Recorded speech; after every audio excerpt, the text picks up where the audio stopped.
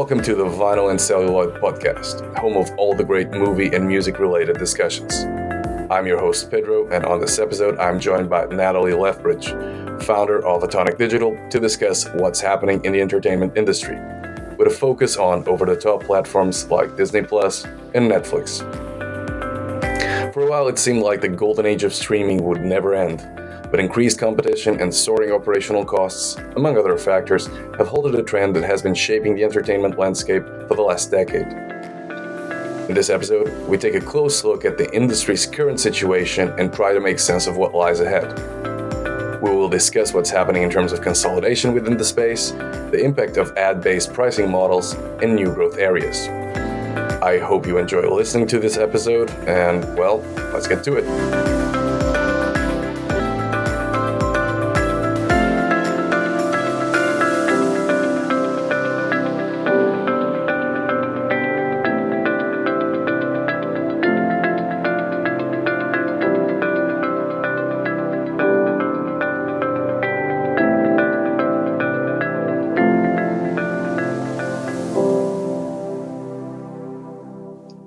So, Nathalie, thank you for being here today and agreeing to be a guest on this episode of Vinyl and Celluloid. I'm just going to take this opportunity, to give the floor over to you and for you to give our listeners a quick intro.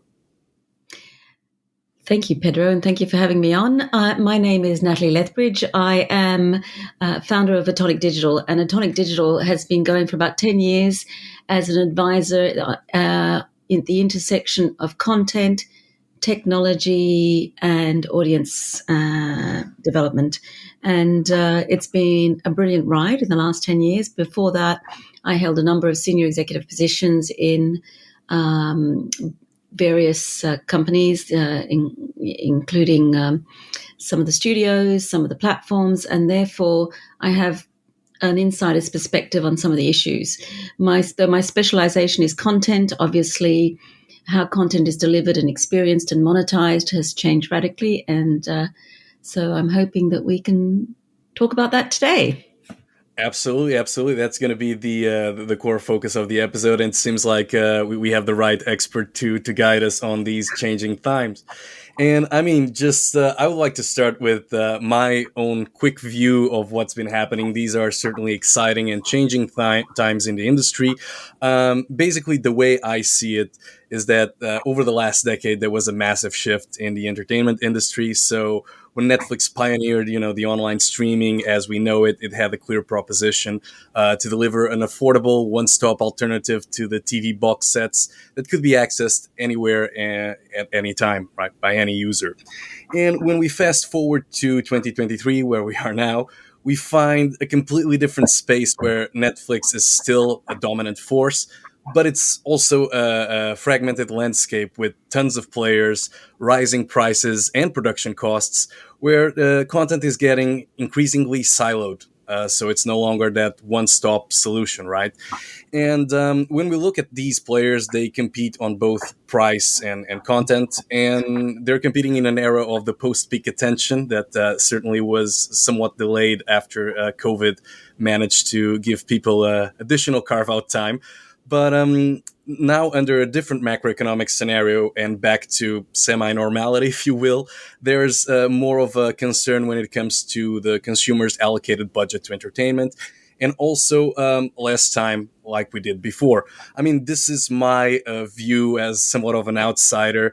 Is this a correct or accurate description? Please, Nathalie, enlighten me on this narrow view.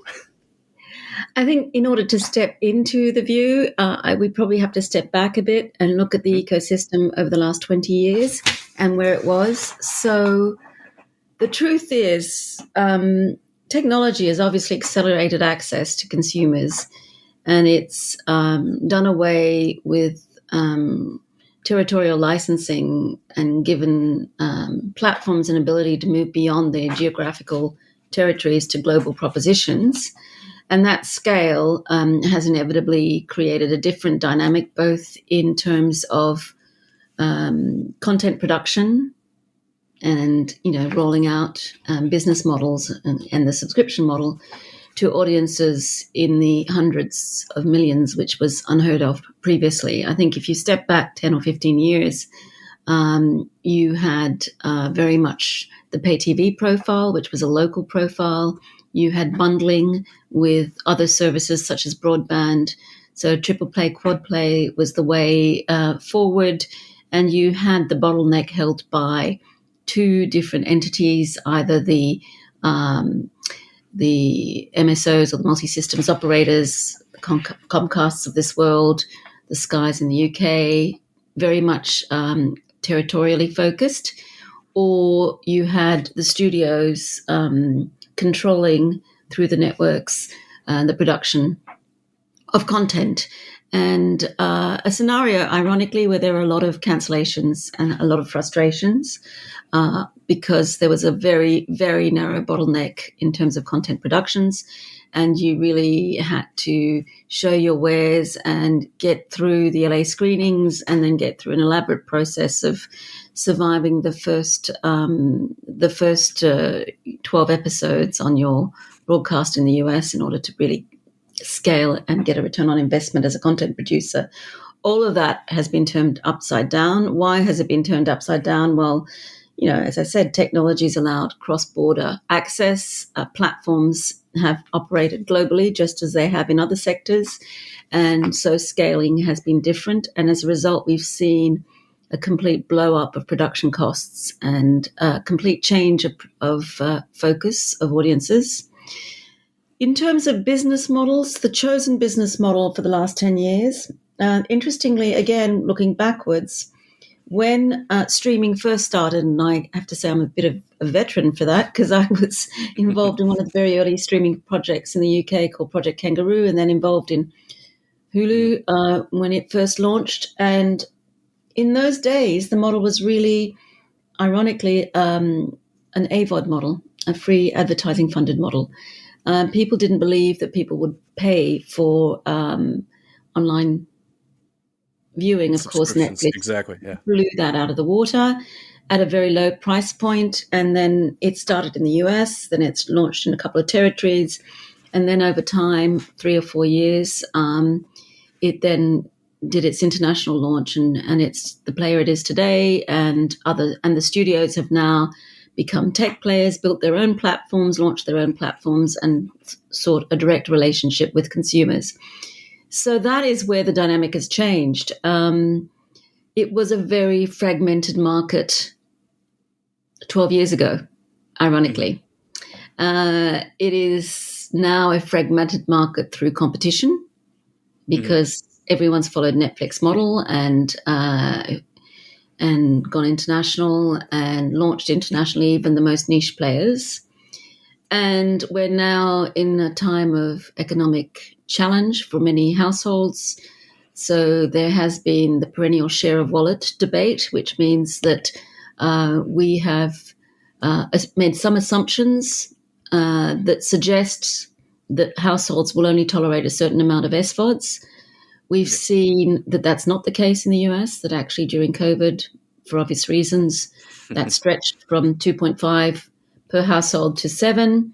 It's now retrenching back, but there's also another dynamic that's building up, which is free ad-funded streamed television, which is, again, another business model that's now scaling across the US and internationally.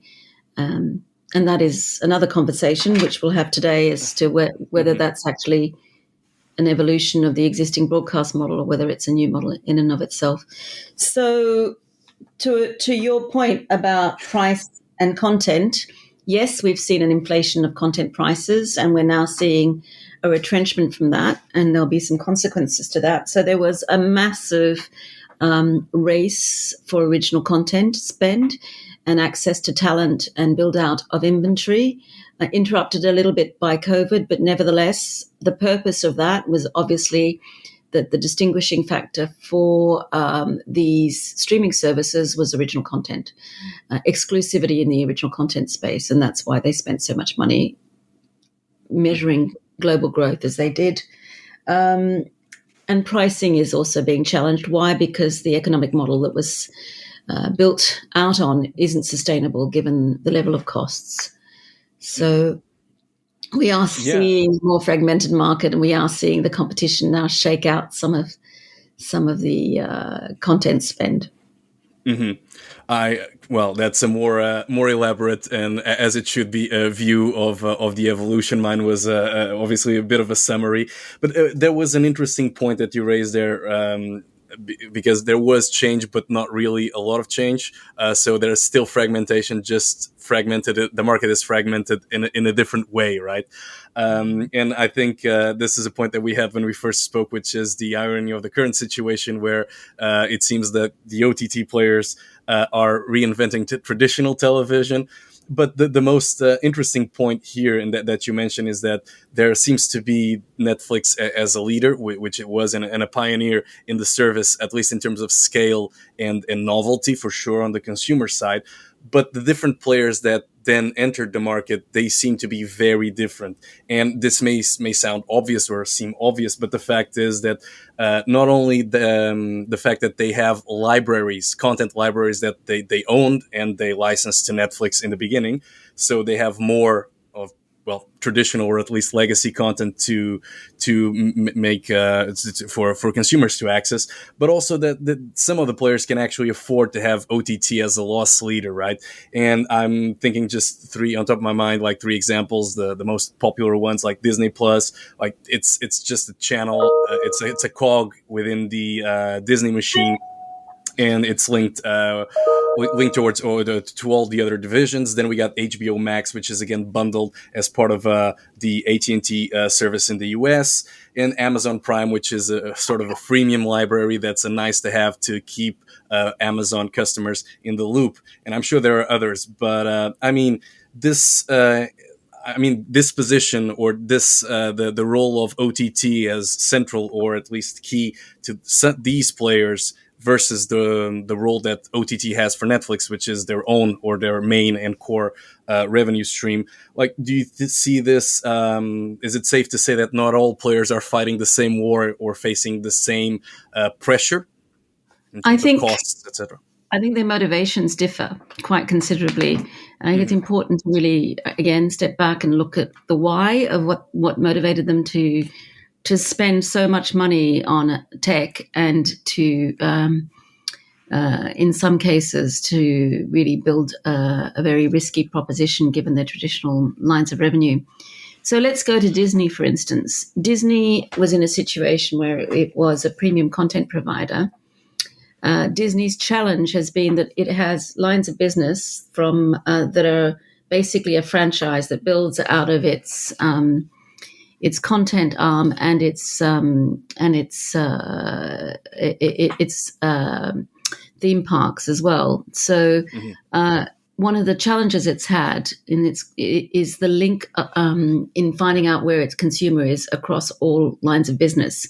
So it can measure its TV consumer, it can measure its theme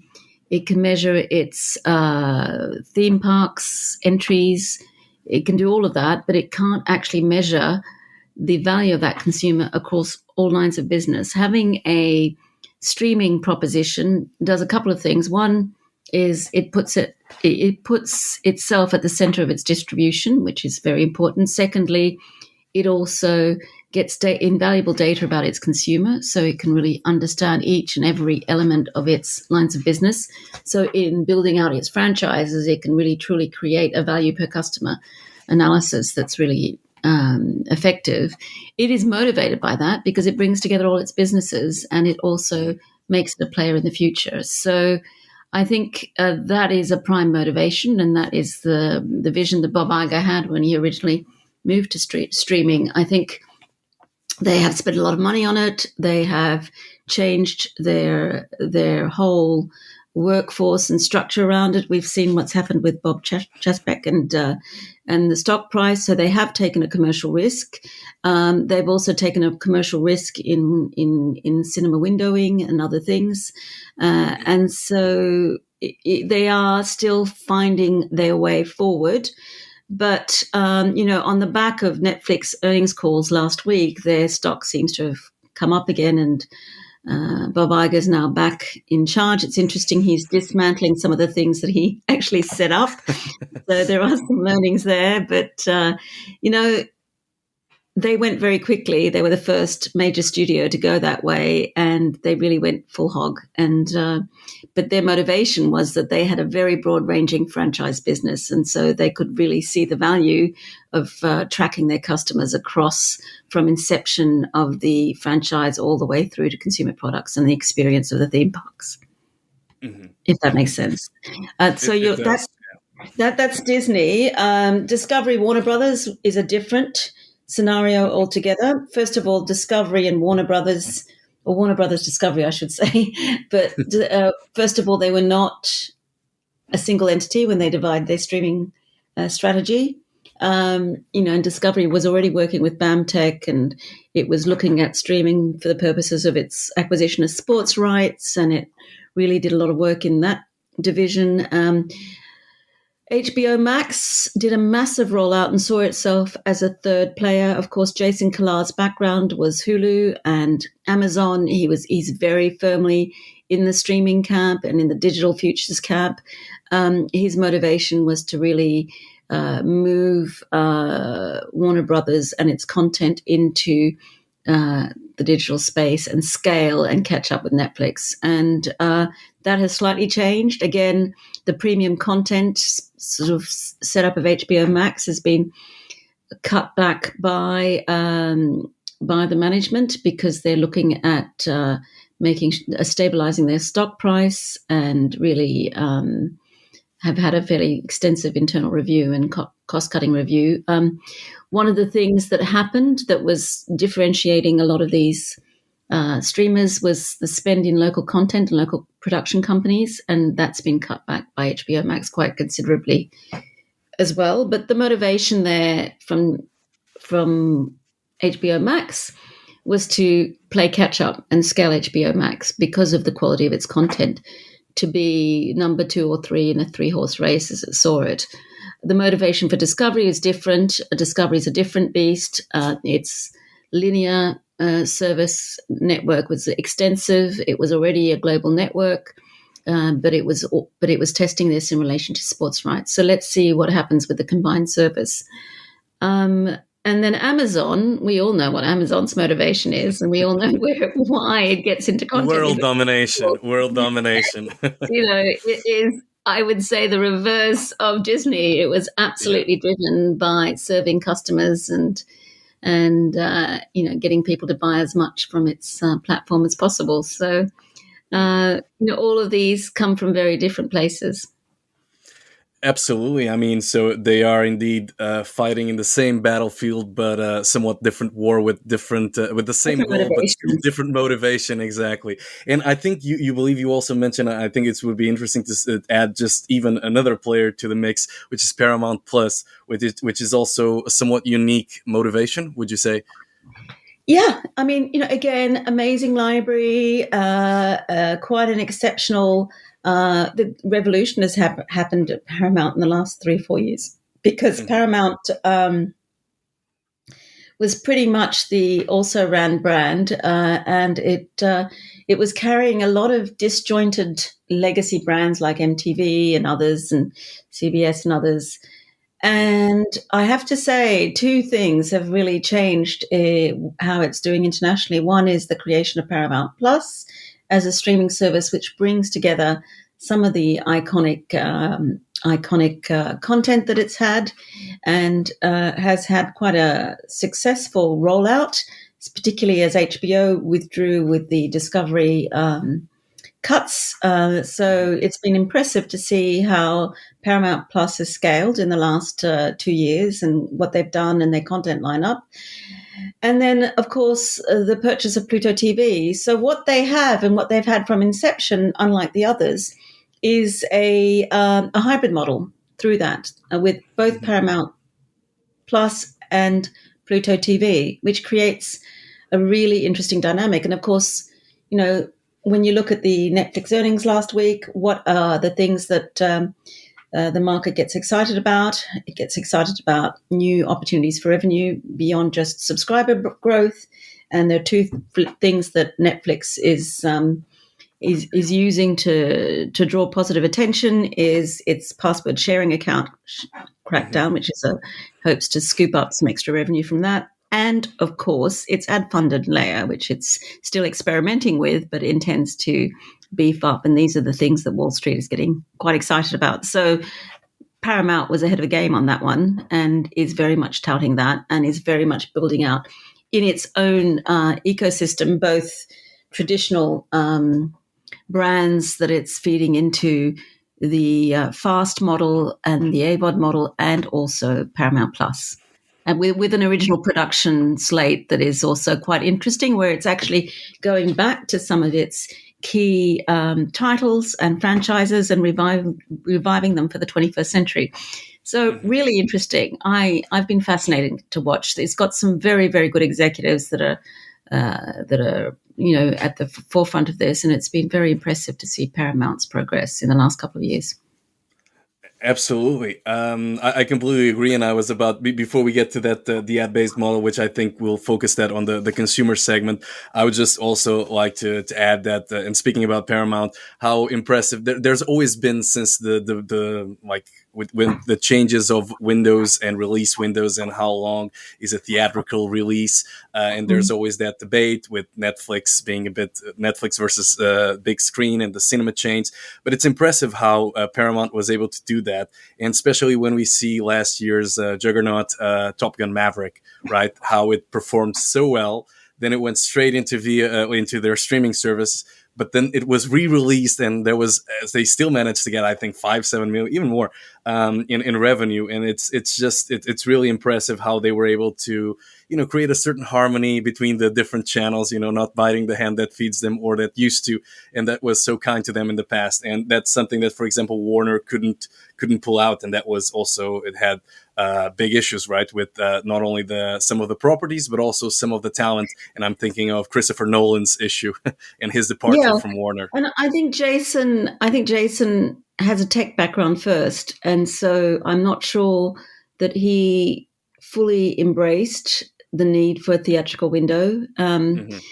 But it's been a tension between the studios and the cinemas for a Hmm. long time. I think Yeah. the COVID situation really brought it out and Yeah. allowed the studios to experiment. Once we got out of COVID, there was a desire to go back to the old windowing structure. By that stage, the streaming services had scaled, and so at the moment, we're really in a period where we're trying to find some um, compromise and collaboration. And there's a couple of things that are happening there. One is obviously the big titles like Maverick, where Tom Cruise himself was saying that they had to be theatrically released, so the talent was absolutely sitting on that theatrical release as indisputable, and he was right Hmm. because it really killed it at the box office and it's become a Yeah. major hit. um, that whole theatrical experience and the value chain that represents is still out there for the big titles. The question is more for the independents and whether they'll get the right path to release in the box office, or whether streaming is going to be where they're going to be heading. That's where the Netflix model is quite interesting. Hmm. And I think Netflix has already made some announcements about you know not doing so many films and Yeah. not being a film studio. And so let's see the economics of something like Glass Onion, which was released. That was an Hmm. interesting experiment, which I think deserves attention, because here was a streamer funded release, exclusive Hmm. release, but also given a window on one of the top weekends of the year. And so I think that was quite interesting too. And I think let's see if the streamers start to experiment a bit more on that. Disney's obviously the one to watch in this space because it's got an issue now with its own streaming versus theatrical. Exactly. I would say also, just to add, it's interesting to have the different trajectories and outcomes of, and of course under different circumstances of not only Glass Onion but also Spielberg's The Fablemans, right? Which was Yes. also given the similar release date during the holidays 2022, and it didn't perform well. Let's say it's slightly underperformed, and it was immediately released on streaming. So again, that will also play on so many other variables such as awards and also how the public's perception. So definitely, I think these two examples will be used and revisited in the foreseeable future, both Glass Onion and The Fablemans. And interestingly enough, Glass Onion doesn't seem to have its theatrical release doesn't seem to have impacted negatively its streaming numbers on Netflix. Mm-hmm. So apparently, Yeah. Yeah, so yeah. I mean, again, yeah, two interesting cases, and Glass Onion definitely the most interesting one of both. I think also in terms of just moving to the next topic, we've talked about different motivations, different ambitions, aspirations, and growth. And it always sounds very, very positive despite the increasing costs of production. But we cannot neglect the fact that there's been a massive consolidation, and we touched a bit on that already in this space. So for the last few years, we had Disney acquiring Fox in 2019, then Amazon acquiring MGM, and then Warner with Discovery, as we already mentioned. So these were mega deals, right? And these are just not only like blimps on the radar; they're simply they're massive. You cannot ignore. And I mean, is this trend, in your opinion, expected to continue? What are the focus areas in the acquisition space? Essentially, what's next? well, we've had a pretty tumultuous time, and we've seen the share price of the tech platforms plummet. So whereas we would have forecast 2 or 3 months ago that the tech companies would be swallowing up some of the content companies and serving their own purposes, query whether that's going to be the case with the current Mm-hmm. issues and struggles that they have. Um, I think you have to again look at the why of consolidation. I think I suspect Warner Brothers Discovery was partly opportunistic because AT&T wanted to disinvest from Warner Brothers. But there's a lot of rumors about Disney and where Disney's going to go. There's a lot of rumors about consolidation. Um, I open season really. I don't know at this stage because the stock prices are all over the place at the moment. So Exactly. I'm not quite sure. What's your view on it? Where do you see this going? I mean, it's very interesting. Again, I'm not an expert, but like they say, I play one on TV. Quoting, Yeah. but no, I think it's interesting. Like the point that you mentioned, because up until say Q3 last year, there was always the notion of tech acquiring media, right? That Yes. was the Yeah. or tech acquiring these media players, and now it seems to be reversed, right? Now there's the opportunity for the media giants, those who or the few who are cash rich or in a position to do so, to actually attack. And to use your methodology, I think the key concept here is to understand what would be, well, not only which targets, but mostly what do these players need to differentiate themselves to sustain growth, right? And I think we mentioned if some points are is aggregation the way to go. If so, then maybe buy less well performing competitors. But I think the key point here is the role of the technological and technical innovation, and something I know you're familiar and interested in, which is the metaverse, the role of metaverse in the future of content consumption, right? So this is, I think, if we look at the macro trends with these answers to the why, or maybe these drivers, I think we're not going to pinpoint exactly who's going to be bought by whom, but we can get an idea of what the levers are or what the criteria will be for acquisitions. I don't know if you agree with me. I answered your question with one question, but No, I think you're absolutely right. And let's be completely candid. Um, Content is monetized through the engagement of its audiences, and audience engagement has become one-to-one, not one-to-many, Mhm. because of the way that the digital space works. So what is going to help with that? We're going through a very interesting period of consolidation. And in terms of monetization, the key battleground at the moment is for the connected TV space and who's going to own the operating system there and who's going to be able to own the commercial environment of it and the consistency of the ad measurement around CTV. And that's a key issue in all of this in terms of playing out free ad funded content, which is also Mhm. the space that we need to look at. Mhm. So if I was a Disney, I would be looking at that. I'd be looking at my network holdings and thinking they're a declining asset, presumably as people move to digital. How and what do I do beyond Disney Plus? And what do I do next to consolidate and own that sector of monetization?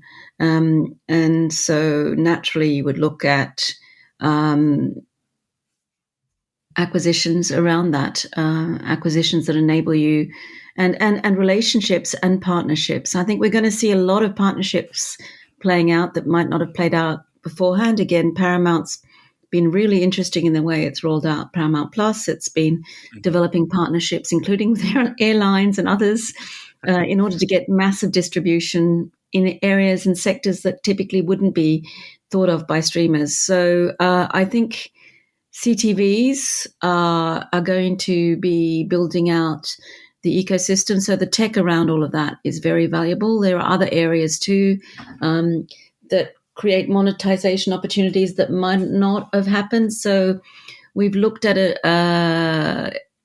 engagement and the metaverse. So let's talk about shoppable TV, which has never been properly cracked. But if we're looking at a world where attention and engagement is critical and a very smooth consumer consumption of content is critical, keeping your audience in your video so that you own and can monetize directly from that.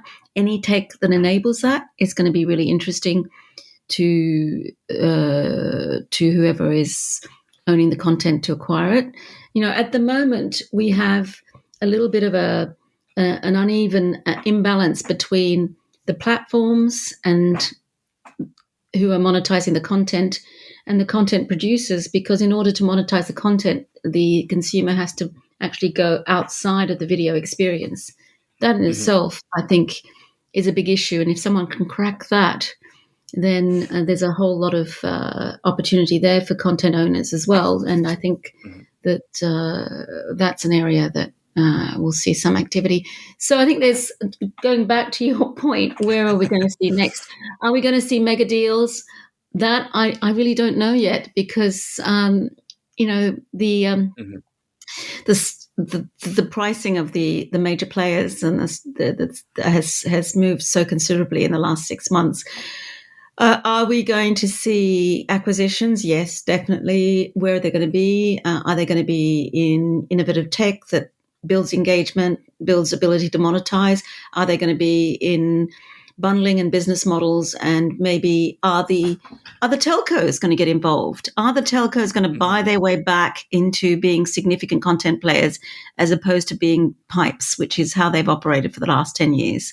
Very Mhm. interesting, because actually, Orange, for instance, in France, has just sold its share to OSV to Canal. I mean, Mhm. what's Vodafone going to do? What's other big tech? What are other big telcos going to do? Are we going to see a revival of the content play of the mobile operators? And where or the reverse? I mean, who knows? Yeah, Yeah, no, answer no. the I question in mean, 3 months' time. it, it's a massive TBD. I agree with you there. I think you're absolutely right. I mean, I guess it also depends on if we see it like we've been generalizing it a bit, but there's also like several differences from market to market, right? Whereas in continental Yeah. Europe, you have quad play is still a thing. in the Yeah. UK, it's not pushed, like it doesn't exist. Well, at least in the same breadth and extent as it does in Europe. And again, in the US, different situations. So I think this will be a mix of tons of variables, including what's your geographical footprint, the company's or the telco's geographical footprint, interest, appetite, capital reserves. And again, it's not like they were cash rich like they were in the early till semi late 2000s. So there is a lot to be said there. Yeah, and in those days, a lot of those acquisitions were about creating a vertical distribution line for and owning Hmm. the whole vertical of of the consumer. I think one of the things that will drive a lot of these interests is also some of the legislation around first party data, particularly given Hmm. the recent decision in in Europe on Facebook and the fact that Facebook consent form for first party data and tracking was Hmm. deemed illegal. And now we're waiting on the 10th of February for a decision on the joint venture between the telcos to create an advertising platform. These are really Hmm. key, very interesting developments. And if I was someone looking at acquisition, I would be monitoring those developments because they will change the ad market in Europe and create opportunities that were not there prior to that. I think Meta's got a problem on its hands in Europe. Any performance marketers have some challenges on their Yeah. hands too, and that ability to own first party data, own your and engage your viewer, your consumer, your and drive them to monetizable experiences without having to go outside of your universe is going to be what's going to motivate people also in terms of acquisitions. Hmm. Completely agree. And again, one point that we mentioned throughout this conversation so far, it's the role of consumers, right? We talk like companies, but the consumers are at the front and center. And you already mentioned that there was this elusive cap on the number of services, like 2.5, if I'm not mistaken, the average number of services the consumer or the average consumer would subscribe to. Initially, Um, that was the number yeah, touted a couple of years ago, and people said they'll yeah, never have more than two, maybe three SVOD services, and it rose to seven in the 7. US. So, Exactly. and it's now going back down, and I think it's dropping everywhere for obvious reasons. Hmm. Um, and these are the SVOD services, of course. No one's Yeah. putting a cap on fast services because there's no need to. Hmm. Absolutely. But when we look at this, what's happening, it's also interesting to see the consumer perspective. And I need to quote this survey. This was pre-COVID, so take it with a pinch of salt. But the 2019 survey conducted by KPMG, showing that price and ad-free options were more important in terms of as a criteria when selecting a video streaming service than content in the consumer perspective. I don't know if this is that true or not. You know what? This If that was the case, we wouldn't have had the rush to original production that streamers have had. So I would Yeah, question that. I always question exactly. these surveys and who's asked. The other Hmm. assumption that people make is that younger um, demographics don't pay for content. And in fact, I saw a survey just recently to say, Hmm. no, if there is original content and they want to see that content, they will pay for it. So they do have a propensity to pay. They've got used to paying through Spotify a monthly subscription, and that's become part of their necessary overheads. Netflix quickly Hmm. falls behind that. So I think some of these assumptions that we might have made are changing, and we probably need to do a bit more surveys and a bit more, in terms of consumer behaviour. What is true is that um, we are going through economic downturns at the moment, and share of wallet is relevant.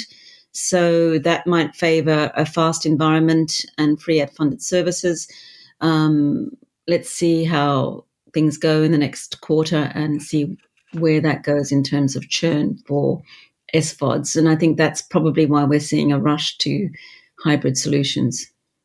Or It's super interesting because back to the point you made on the whole balance between tech and media or pure media players, how now it seems that the media and or the media tech conglomerates, if you will, are expanding solely into the ad based model, whereas you can't miss this under Elon Musk. Twitter is trying to go to doing the opposite. I'm not commenting on that or on how successful it has been on the whole subscription versus ads. But it's just interesting and just another point of how this dynamic is not only within the landscape or within the competitors, but also within the those who used to acquire and those who used to be acquired, right?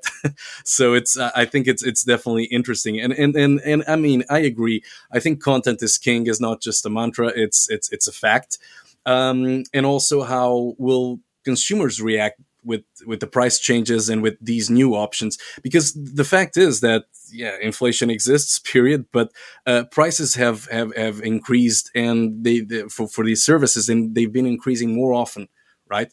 And the percentage increase is keeps growing as well. So it's interesting to understand that if Netflix originally was supposed to be an affordable or a more or a low cost without compromising quality access to entertainment, that's no longer the case. I mean, you could easily comment or compare the average cost of 6 or 7 subscriptions, monthly subscriptions, versus going to the movies or even having basic cable, right? And it's more balanced than it used to be in the past.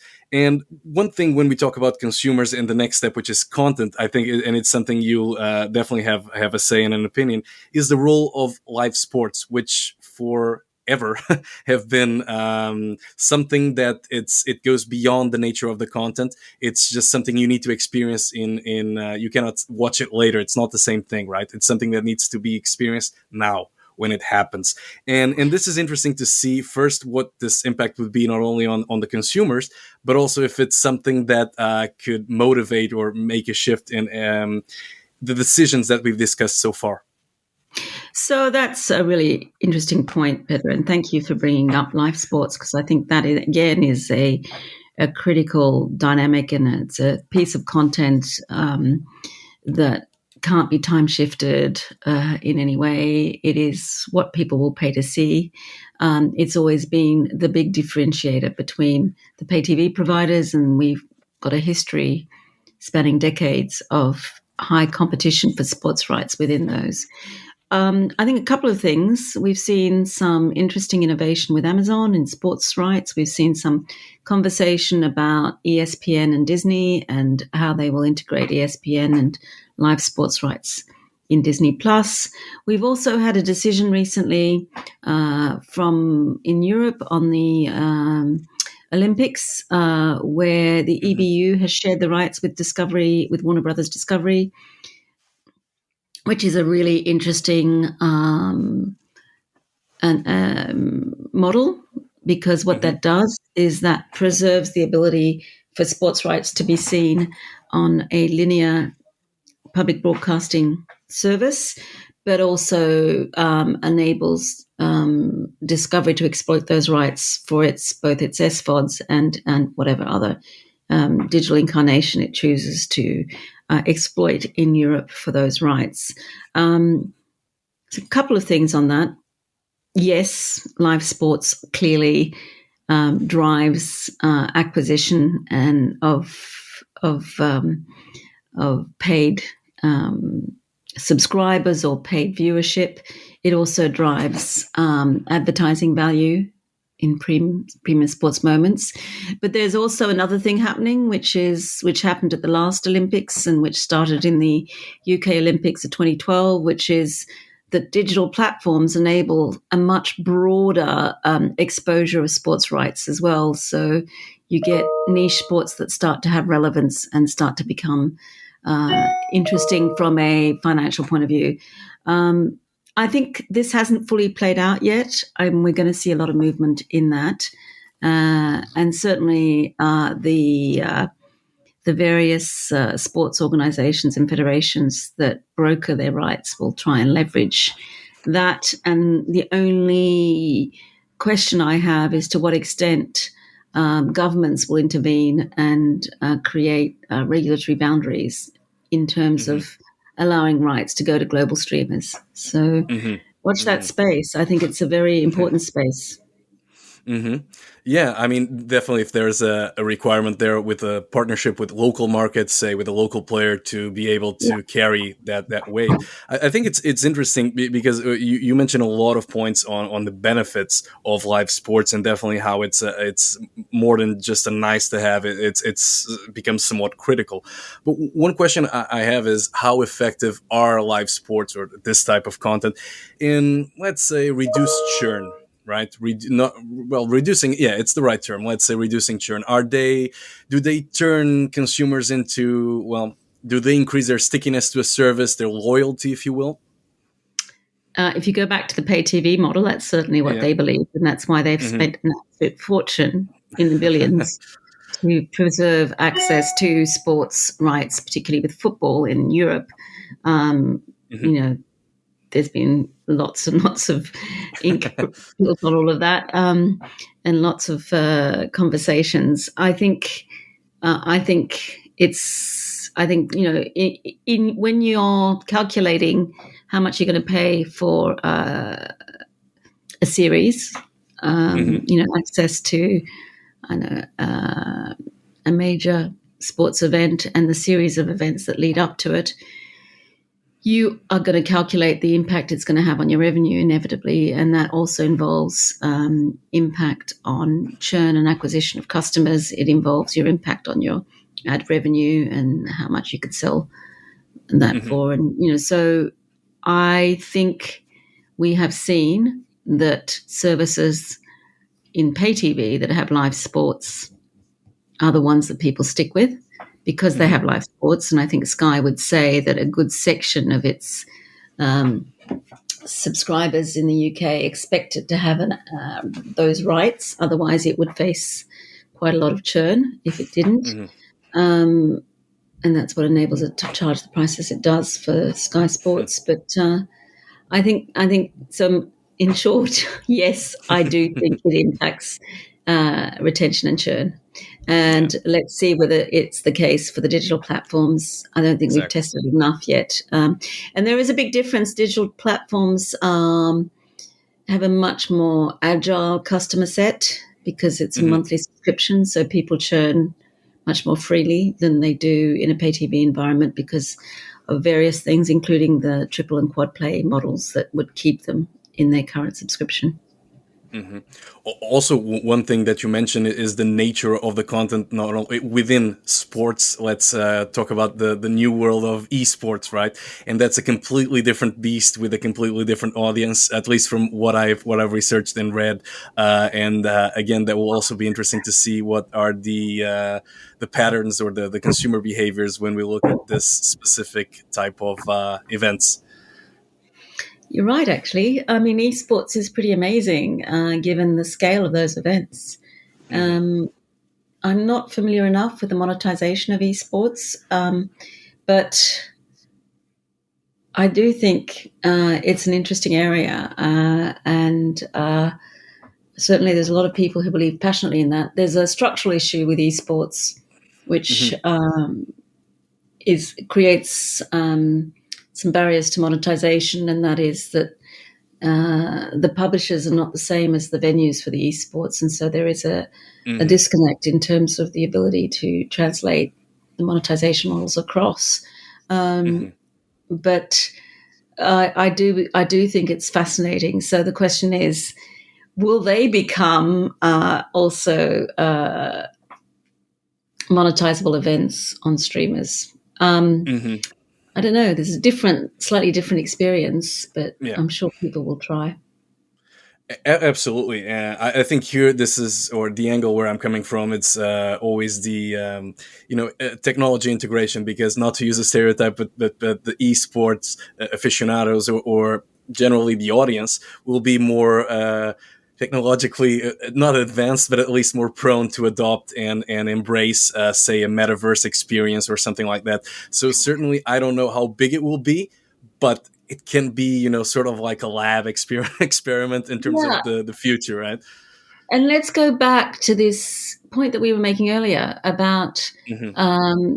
e-commerce and the Hmm. transformation of e-commerce through the metaverse and through interactive designs, which enables you to stay in video and purchase. If that can be cracked, then Hmm. there is an amazing solution. And we all know that esports and the games around esports have monetizable opportunities through merchandising around all the Hmm. characters, which haven't been fully exploited, partly because if you're watching an esports game and you have to click outside of that game, the second screen hasn't yet delivered full effectiveness. Hmm. So if there is technology that enables you to do that, wow, yep, there's a whole revenue stream that suddenly appears, and as the UX experience of interactive TV changes, and it will change with both the metaverse and any other UX developments that come up in video as people are looking into that, then I think yes, we'll have a lot of opportunities for monetizable events such as esports. Absolutely. I mean, yeah, like we keep finding new options and new intriguing ways the future can unfold. And so far we talked about again the big C's, right? Companies and consumers, and we touched upon content now, and it seems that the trend seems to be like we're getting more siloed versions, or content seems to be fragmented or all over the place. If you want to watch your favorite shows or even the classics, you need to subscribe again to maybe 6, 7, or maybe more platforms, and this creates sort of a paradox of choice for the consumer, right? But the big interest, or the most interesting thing here, is how OTT and streaming changed consumption habits. So the pioneering of the binge watching, where consumers can watch a whole season in a day. But again, binge watching seems to be falling out of flavor with both the providers and the consumers. And I mean, even I believe, well, there were some rumors that some players were trying to reverse this strategy. We know that Amazon certainly does it, where they release a couple of episodes and then the season is released like traditional TV every week, a new episode. Is this something that, I mean, you've been seeing? What are your thoughts on this, especially as a vehicle to reduce churn and maybe increase loyalty? So you're talking about the shift in terms of how people are scheduling their the release of their original productions. We've Yeah. got the interesting example of Apple that released the first 4 episodes and then the next week by week. Um, and yet, the latest Emily in Paris was released all in one Mhm. go. I think you're right. I think that will change. I think we're starting to see a shift. Even Netflix is saying it won't necessarily release everything all in one go. Um, one of the one of the challenges, of course, is search and recommendation tools haven't really evolved that much, and there are some there's some tech, there's some social tech where you can just say, I'm in this mood, what do you suggest tonight? AI driven new social feeds that are starting to enable you to locate where your content is according to your mood and where you're going, and I think they will have an impact on search and recommendation and access to content and how you market your content and where how you build your metadata around that content. But Mhm. for the consumer overwhelm is a real thing, and it really hasn't been helped by the search and recommendation tools that are available today. So again, this is an area where I think we're going to see a lot of attention paid. I think AI will drive a considerable change in that, and we'll start to see not just the voice activation, but we'll start to see maybe some changes in the way that you can surf and navigate content.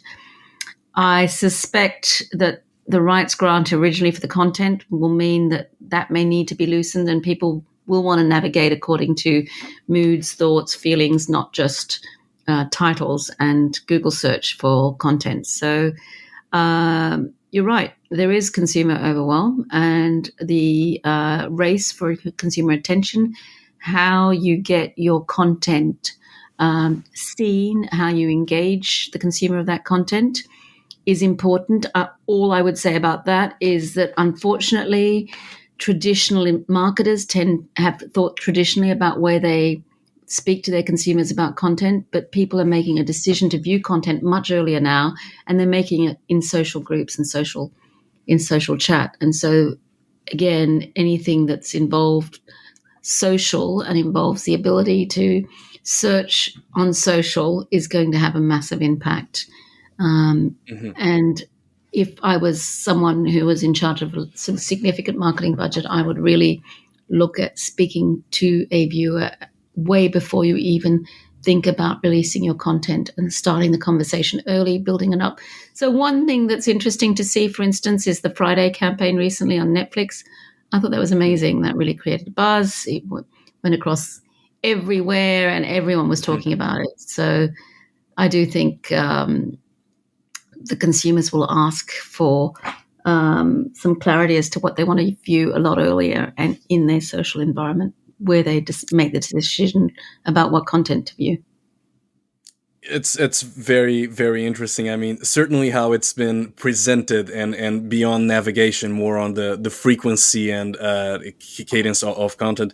There's been a lot of change there, and you did mention the role of AI and even sometimes novelty. And I guess this comes back to the roots, or the more idealistic aspects of the entertainment industry, which is creativity, right? What we've been seeing, at least from my perspective, and correct me if I'm wrong, is the use of algorithm and metadata and even AI to validate production.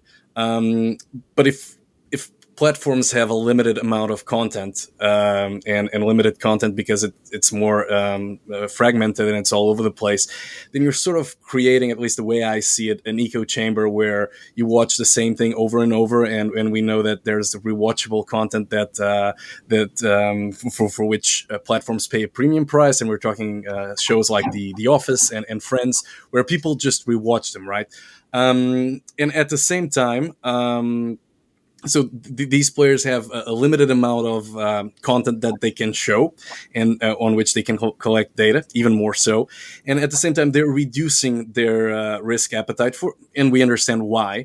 But as you mentioned, Netflix has already suspended the production of those prestige and insane projects like Martin Scorsese's the Irishman in 2019, which had a Mm. very, very big budget. And I did enjoy the movie, but that's beside the point. But I think here the question is the balance between creativity and novelty, and the reliance on AI, and making judgments based on the content that they have, and how that could preclude the existence of the future The Sopranos or Mad Men or Lost, or even Breaking Bad, right? So how do you think? And again, maybe this, I'm a very pessimist on this front, but how do you think that this is a reality that we could that could soon be, well, the norm? I think things go through cycles. We saw at one stage in the early 20s an obsession by networks to judge a show by the immediate impact of its audience, forgetting that some shows had taken weeks and weeks and weeks to build an audience, and we had a lot of cancellation of series in those days. I think, it may be that the easy way for schedulers to look at that is to judge on the basis of metrics that are easily available through data that's easily available immediately, and be very harsh on that judgment. But there is a difference now. The consumer has a voice through social. And so there is a way of bringing back things that are cancelled. It's not a one-way street. I think, we'll see what happens. Yes, it is a risk when there is uncertainty, as there is now, that the evaluation criteria narrows, and that they use data to make a choice between one or the other, rather than looking at consumer data. They use their own internal viewing data, and therefore that leads into a funnel in terms of the type of content that works or doesn't work, and therefore we become less creative with the choices that we make for commissioning, which is what happened in the networks in, Hmm. in the early noughties. That's exactly what Hmm. happened. And the series were incredibly dull in networks, and people moved away from them. And the big changing shift happened when suddenly the streamers started to commission content, and we started to see a whole different flow of golden age of TV and creativity as a result, because they weren't basing their decisions on the same criteria as the networks. So you're right to be concerned. I think we can be concerned, but we can also trust the consumer, and the consumer does have a voice and a way of expressing themselves and mobilizing themselves. The other layer to that, which I think is really important, is that we are in a time of incredible creative capability. The barrier to creativity is very low, and we have a whole generation that has been brought up to create its own content, who will be looking at the next level of content, premium content. They can't be ignored. So it won't be just the platform's decision, really. There's content being created. Look at music. Look at the music industry for a model. There is content that is being created that doesn't go through the commissioning process of a major. And that content has huge impact. So I think we can look forward to some very creative content coming out that's from sources that we don't expect, because people can self-publish and people can build their own audiences. And so that is, I think, exciting.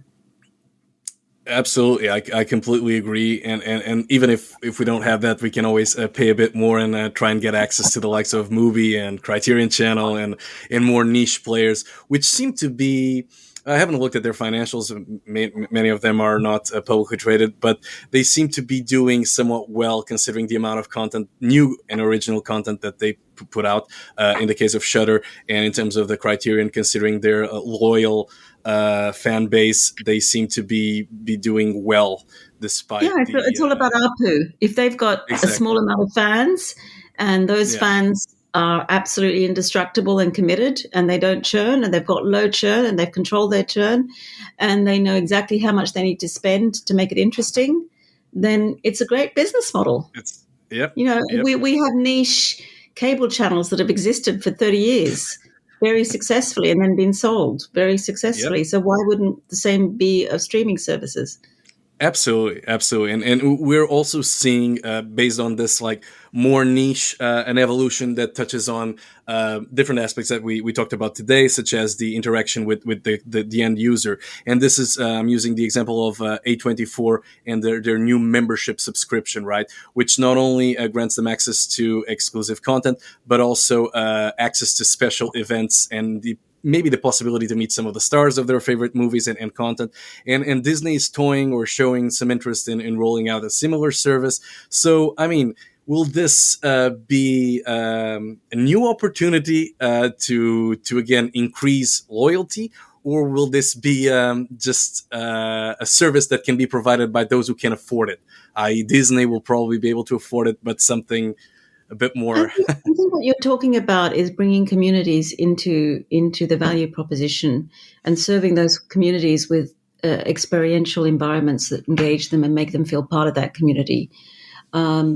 Personally, I'm a passionate believer that that's the way forward. If I was a marketer, that is exactly what I would focus on, including, by the way, not just for TV services, but for cinemas. I think we are in an age where community matters, and holding on to that community and servicing them and creating reasons for them to be loyal matters. So I think we're going to see a lot more of that, and even in the small niche services. So I don't think it's going to be just exclusively maybe the type of experience maybe, but if I was Disney, it absolutely sits across all my lines of business. If you're creating a franchise with a fandom, you want to build those experiences and build them on and on and on and on and again, and you want them to feel connected through those experiences and to feel loyal.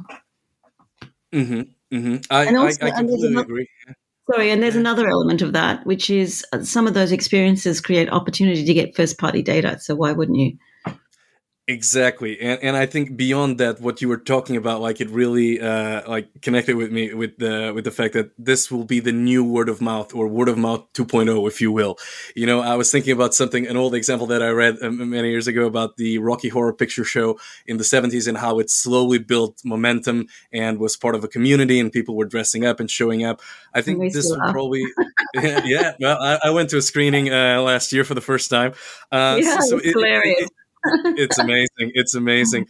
And I think that this is certainly that next step that will bring basically OTT, like that everywhere all the time concept that streaming services are known for, into the real world. Not only just you, but you as part of a community and meeting the other people that care and enjoy same things you do.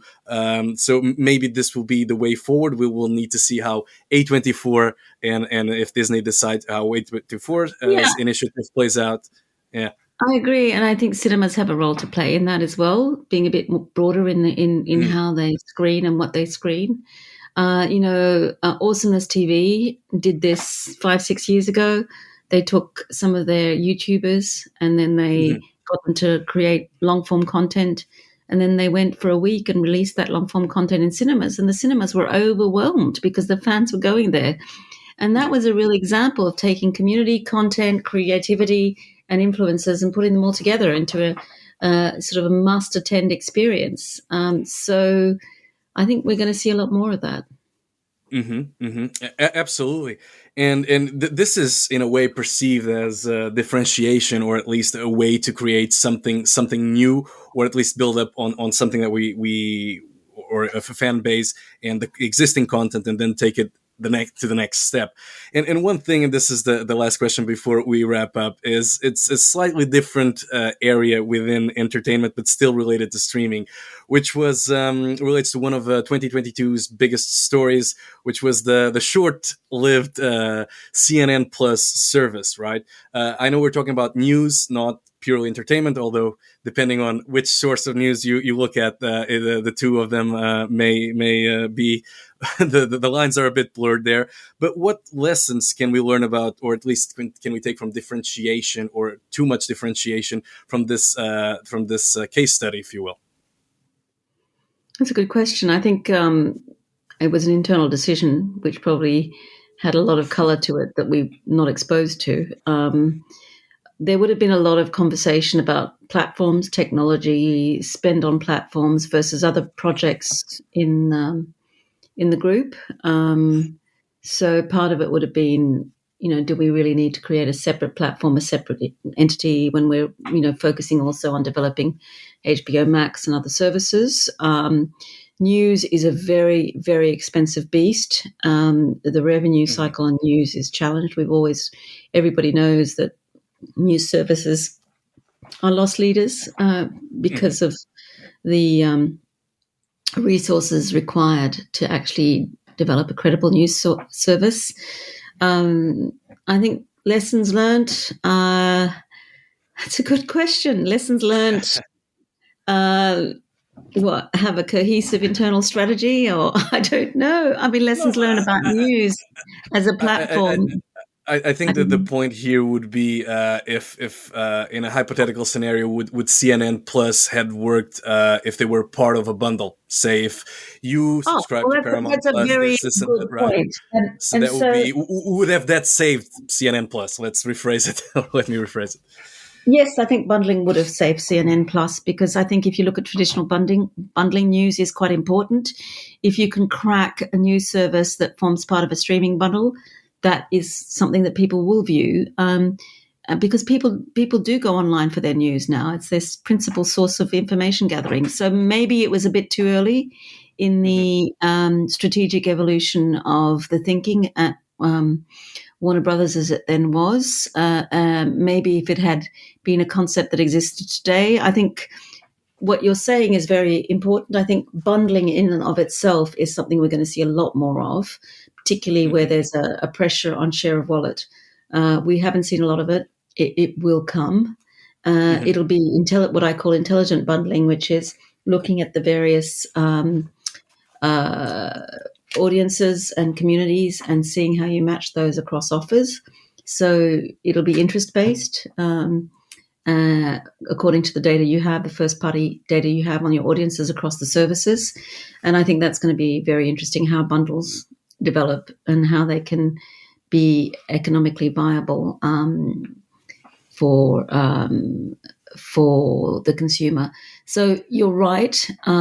The the decision to get rid of um, CNN Plus was an early decision in the evolution of the streaming marketplace. Um, the question then becomes: is a news plus service essential in a bundle, and will we Hmm. see bundles, streaming bundles, mirror some of the pay TV bundles, where we will have assumptions about the core requirements of a family, for instance, in their service being kids, sports, general entertainment, news as core to that bundle. And if that's the case, then we'll see news streaming services happen in their various formats. So, Hmm. yes, I think the learning is it was a little early in the piece. Hmm. We haven't seen the end of what's going to happen to news, just as we haven't seen the full evolution of sports rights and sports Hmm. offering on streaming. DAZN is also making its own place as a sports streamer. How will DAZN be bundled, if it's bundled at all? How are partnerships going to play out in Yeah. 2023-24? What do those partnerships look like? Are we going to see DAZN partner with someone completely different? Are we going to see Disney introduce ESPN? It's already introducing a bundle, but Yeah. internationally, is it going to start making a play for international sports rights so it can stretch its bundle with ESPN? Are we going to see news services bundled into general entertainment services by various platforms? Of course, the aggregators of choice, Hmm. like the Comcasts and the Skies, are already doing that. So the question is whether it's going to be alternatives available. Definitely an interesting future in that space as well. And I mean, just wrapping it up, like after all we talked about today, the we don't have a crystal ball, but we can certainly try and pinpoint what we discussed or summarize what we discussed here today. What will the future of OTT and streaming look like? And if I may, I'll take just a brief point or a brief moment to summarize our or my views on our discussion today, and then you can correct me. You have all the time in the world. But it's interesting that you mentioned we talked about the cyclical nature of content, but also how there seems to be an irony in the reinvention of traditional television, right? And basically, if there is a stagnation in terms of the type of content or the risk of stagnation, like we've seen in the early noughties with in traditional television, then maybe there are some other lessons that streamers can look back into and learn and avoid repeating the mistakes. But if we had to look, ignoring some of the and it's a bit unfortunate that we don't have that hindsight benefit. But if we had to display the future or the landscape of OTT and entertainment, I would say that in my view we'd have three or four dominant players, all encompassing generalists like Netflix and Disney, then several other streaming platforms like NBC, Peacock, and Paramount, and maybe even some local players that bet on regional differentiation.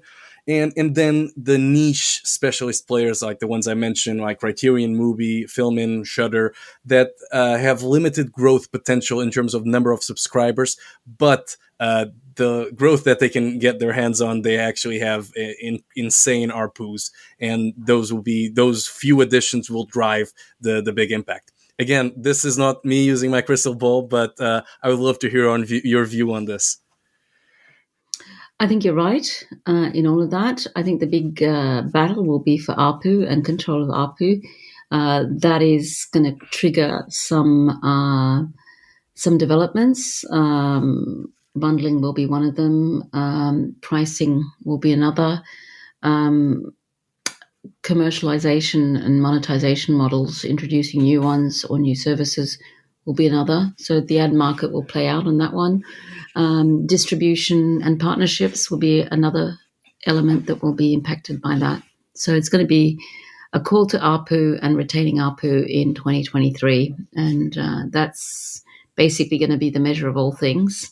And with that comes consumer engagement and really trying to focus on keeping the consumer engaged and tied to your service. So, absolutely. And definitely also the well, let's see how these new ad-based services play out, or these pricing tiers. I would say that definitely this merits another episode after a few months to see if the how things look like once the dust has settled. Well, Nathalie, thank you so much it's for been a real agreeing pleasure, to be a Pedro. guest. Yeah, Thank it's you for great. having And me on. I really appreciate the opportunity to speak with you. Thank you.